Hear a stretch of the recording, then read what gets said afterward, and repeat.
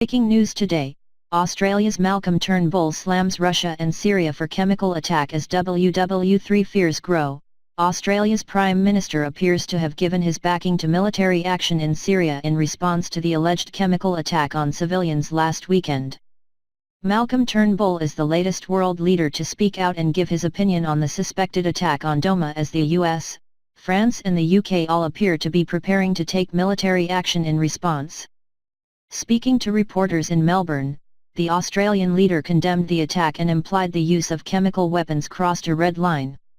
He said, "This is a shocking attack yet again, a war crime by the Syrian government.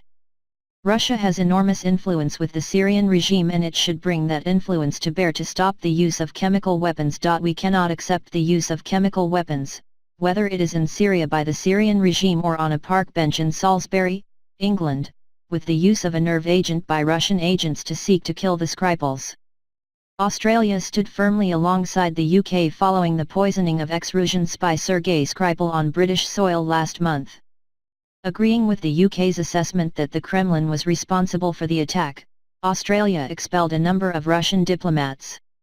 Responding to the chemical attack in Syria, Mr. Turnbull appears to suggest he is once again planning to stand behind his country's allies. Trump is expected to announce the US's planned reaction to the incident in the next 24 hours, and France and the UK thought to be willing to give military support to America. Yesterday, Theresa May ordered British submarines within range of Bashar al-Assad's Syrian forces.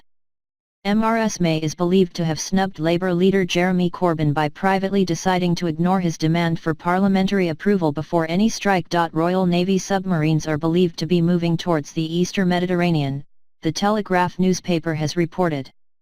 Ms. May described last week's chemical attack as abhorrent and has ignored concerns voiced by Mr. Corbyn that bombing risked escalating the situation.